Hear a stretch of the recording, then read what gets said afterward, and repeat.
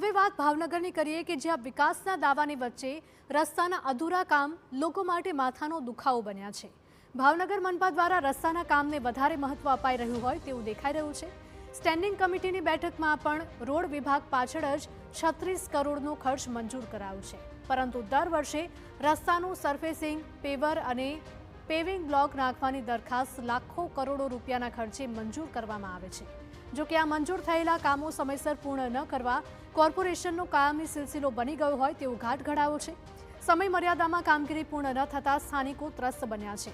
ઠેર ઠેર ખોદાયેલા રસ્તાના લીધે વધતી જતી ટ્રાફિક સમસ્યાઓ લોકો માટે માથાનો દુખાવો બની છે। હાલમાં ભાવનગરનો રિંગ રોડ જે કહેવાય મંત્રેશથી રૂવા રવેશી ધામ સુધીનો સંપૂર્ણ ખોદી નાખેલો છે, તે ઘણા જ સમયથી લગભગ અંદાજે 8 થી 10 વર્ષ થયા છતાં એ રોડ પૂરો કરવામાં આવ્યો નથી। તો આ તંત્રની ભયંકર બેદરકારી છે। તાત્કાલિક યુદ્ધના ધોરણે હાલમાં ચોમાસાની સિઝન આવી રહી છે, તો તાત્કાલિક તમામ રોડ જે ખોદ્યા છે તે તાત્કાલિક રિપેર કરવા જોઈએ તેવી મારી માગણી છે। તો આ તરફ વિપક્ષે રસ્તાના કામમાં ભ્રષ્ટાચારના આરોપ લગાવ્યા છે। જો કે આવનારા સમયમાં ચોમાસું પણ શરૂ થવાનું છે, ત્યારે ખોદાયેલા રસ્તાના લીધે લોકોની સમસ્યામાં વધારો થશે તેવી આશંકા છે। ત્યારે કોન્ટ્રાક્ટરો સામે કડક પગલાં લેવાય તેવી માંગ।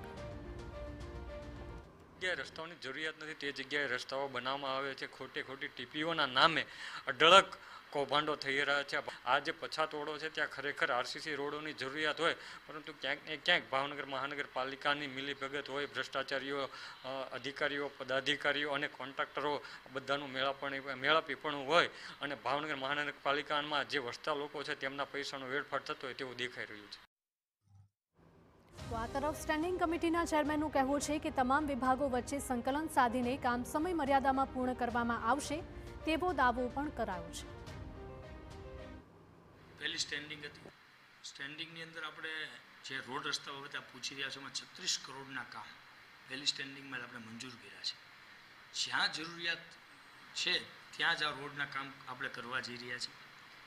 આવનારા સમયને ચોમાસાને ધ્યાનમાં રાખી તમામ રોડ રસ્તા સારી રીતે થઈ જાય અને ચોમાસામાં પ્રજાઓને, જનતાને આની કોઈ તકલીફ ઊભી ન થાય એ દિશામાં પ્રયત્ન